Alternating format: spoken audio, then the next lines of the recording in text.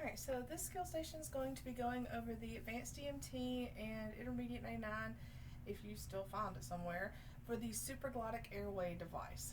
Okay, so same thing, you go in the room, they're going to read you this skill introduction thing. It's going to say something about, this skill or these skills are designed to evaluate your ability to provide immediate and aggressive ventilatory assistance to a adapted patient who has no other associated injuries. This is a non-trauma situation and cervical precautions are not necessary. You are required to demonstrate sequentially, which means in order, all procedures you would perform from simple maneuvers and adjuncts to placement of a supraglottic airway device of your choosing. Then they're going to fill out their stuff. They'll tell you you have 3 attempts to successfully place the supraglottic airway device. You must actually ventilate the mannequin for 30 seconds with each adjunct and procedure utilized. I will serve as your assistant and will be interacting with you throughout the skills. I will correctly carry out your orders upon your direction. Do you have any questions? And they'll tell you to look over your equipment, prepare anything you need, and let them know when you're ready. Once again, take the time. Look, make sure your BVM, is not still sitting there like this, because your mask falls off. That's going to be a problem too. But you can't ventilate somebody like that. So take your time, make sure everything's ready to go, make sure you've got your securing device, make sure you've got your assortment of either OPAs or NPAs or both, make sure you've got the appropriate capnography, stethoscope, some whatever device you want to use there. So make sure you take the time, look through everything, make sure you've got everything that you're going to need for the skill. Okay, once you're ready, you let them know I'm ready for the skill. They're going to give you your mini scenario. So they're going to say, all right, you arrive on scene, you got a patient, they go into respiratory arrest, they're unresponsive, they still have a palpable carotid, they're not doing ventilations. The scene is safe, there's no hemorrhage or any other immediate life threat. So all we have to do is just ventilate this patient. Okay?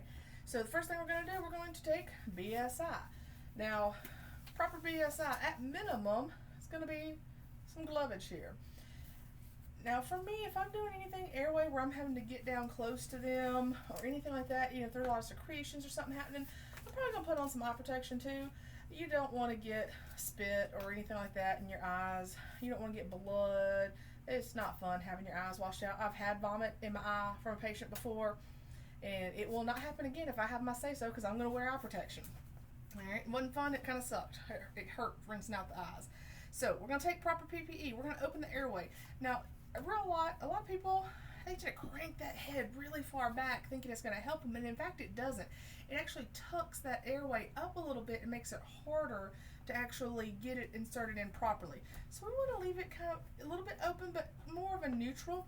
We want this ear to line up with that sternal notch if possible. And in a lot of patients, especially if it's an obese patient, you may have to actually pad underneath the head to get that proper alignment. But we don't want to crank it back like that. That's not going to get us anywhere, or the patients anywhere.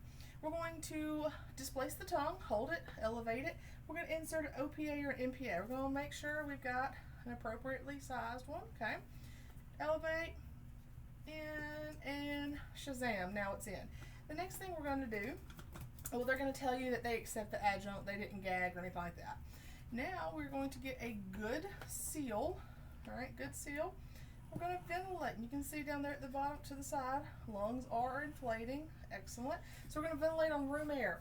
1 every 5 to 6 seconds for 30 seconds. So 1 Mississippi, 2 Mississippi, 3 Mississippi, 4 Mississippi, 5 Mississippi, squeeze. 1 Mississippi, 2 Mississippi, 3 Mississippi, 4 Mississippi, 5 Mississippi, squeeze. 1 Mississippi, 2 Mississippi, 3 Mississippi, 4 Mississippi, 5 Mississippi. Alright. Ventilations are one of the most improperly performed skills, and it should not be that difficult. Alright, but you will make sure we're not doing that. We're just nice and easy every 5 to 6 seconds. Well, once we have done that, they're going to tell us that ventilation is being performed without difficulty, and pulse oximetry indicates the patient's oxygen saturation is 85%. That is our cue. They need oxygen. So we're going to take our oxygen tube and we're going to plug it up to our BVM. And now we're going to ventilate with high flow oxygen, 12 to 15 liters per minute, with oxygen. So same thing again. 1 Mississippi, 2 Mississippi, 3 Mississippi, 4 Mississippi, 5 Mississippi, squeeze, 1 Mississippi, 2 Mississippi, 3 Mississippi, 4 Mississippi, 5 Mississippi, 1 Mississippi, 2 Mississippi, 3 Mississippi, 4 Mississippi, 5, a little early, 1 Mississippi, 2 Mississippi, 3 Mississippi, 4 Mississippi, 5 Mississippi, squeeze. Alright, and we're getting good ventilations with every squeeze. You're only allowed to miss 2. If you have more than 2 inadequate respirations, that's a critical criteria and that will fail you. So after you've done this, okay, they're going to auscultate and they're going to listen and they're going to tell you that breath sounds are present, equal bilaterally, and med control or medical direction has ordered insertion of a supraglottic airway, and they will take over ventilations for you. So now they're going to be ventilating for you while you prepare your equipment. All right, so I'm going to pretend my ghost man is ventilating because I don't have another person to do it right now. And we're going to check our equipment. Now you may use a LMA, you may use a King. For this I'm going to use a King. So we're going to open our equipment. We're going to get out our lube. We're going to get out our syringe. We're going to open up our package. Now, if you are opening it from the package, when you are checking your bulb or checking your device, okay, it will say on here how much air it needs. So this is a size 4 King. So a size 4 King is for someone who's 5 to 6 feet tall, and it's going to take 60 to 80 milliliters. All right. Actually, no, this is the King SD. So it's going to take 50 to 70 milliliters. All right. So we've got it right here up to 60. If it needs 70, we'd have to inflate again on this balloon. We're going to hold this. There went my BBM. All right.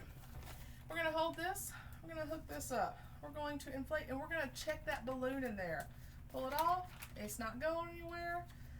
Now we're going to deflate it again. Take that air back out. You don't, I mean, you can take it out if you want to, as long as you're about to put it in there, but you don't want to take it out and set it down because now it's dirty, it's contaminated. We don't want to do that. So if you have it out of the package, you want to make sure that you hold it. Get into there. Check it. We're good. All right. Pull it back out. All right. Now we are going to lubricate. Now this can be verbalized, so if you're not the first person that day to do it, then you very well, it's probably going to be pretty well lubricated. But just in case, if it's not, then you would lubricate the distal tip just to make sure that it goes in there nice and easily. All right. Now, if you are doing these, you want to lubricate the back end. You do not want to lubricate the front side, only the bottom side, because that's what's going to slide along the soft palate. Now, for the King, we're going to place this head properly. We're going to tell them when you finish that next ventilation, on my count, we're going to remove the OPA and insert the King, okay? Okay. So they get done, all right? They're going to remove that OPA. I'm going to position the head properly. We're going to do a tongue jaw lift. We're going to grab that tongue. If you're from the South or if you like to fish, how you hold a fish, you know. So tongue to the bottom, lift the jaw up. And we're going to insert nice and easy into there, okay? And with the King, you just insert until you feel it hit. Or not hit, but meet resistance. They're going to inflate by filling the pilot balloon. When the pilot balloon is full, we're going to remove this. We're still holding on here. Okay. That is the first properly securing with the appropriate air amounts. We're going to put this on here. Still holding. We're going to ventilate. Okay. We are going to listen over the epigastrium. And we're going to listen over each lung with the ventilation. And if we do not hear adequate ventilation, deflate it slightly, pull it out a little bit, reinflate, let's try again. Alright, now we got some chest movement. Alright, so we are listening, we hear it, we hear it, so we now have adequate breath sounds on both sides. All right, it is confirmed auscultation bilaterally over the lungs, nothing over the epigastrum. We've adjusted ventilations as needed. We are going to look, we are at about 14 at the teeth. Okay, so now we're going to put capnography. Now, the colorimetric's good for an initial check. It's not the end all be all. It's only good for a couple of breaths. So ideally, you're going to want to use inline capnography and get a capnogram and a capnography reading, okay? But this will do for the initial. All right, so we're going to put this in line, and all right, good as gold. So we want to see that color change. We don't want purple. That's bad. All right, so that is good. So this is how we know we are doing adequate ventilation. So we're going to see in tidal. We're going to see the color change. Now we have to secure the device. So I'm going to have my partner. I'm going to want you to squeeze this. Appropriate volumes every 5 to 6 seconds, okay? So now they're squeezing this for me. And now we're going to secure our device. Notice I'm still holding on to this. It will move, it will shift, so you don't want to just let it go. All right, I'm gonna take this. This one has a built-in bite block, and it's going to slide right in there. Bite block's gonna go between the teeth. Gonna put that down, making sure not to occlude it. We're gonna take this, I'm gonna take it under, up through here, and now we are going to Velcro it down, and now we have it secured, and now we will continue our ventilations at the proper rate and depth, okay? Monitoring pulse oximetry, monitoring capnography, our colorimetric, and transport. Now, just as a little side note, depending on what type securing devices you get, some of them do not have room to fit a LMA or a King in here. They're too tiny. They're designed for an ET tube, so they don't fit. So another option, if you don't have anything else, get you some roll galls. Roll you out some, enough to tie off around the head. Cut you off a little bit. All right. And we're going to take this, we're going to fold it in half, like so. And we're going to take it around with the folded half. We got the little loop here. Okay. We're going to tuck that through. Holding on to it. All right. Now, ideally, you'll see condensation in the tube as well, in the King, if you have it an appropriate placement. We're going to take this and split one tail over here, one tail right here. And now we are going to tie it off. And now we've got it secured. Now I tied that a little bit on the short side. Ideally you tied up a little bit higher up here. It's a little bit easier, but that was just a little on the short side. But that'll help hold it. Now it's not as secure, but it will help hold it in a pinch if you don't have anything else like a commercial device to help hold it. And that's it.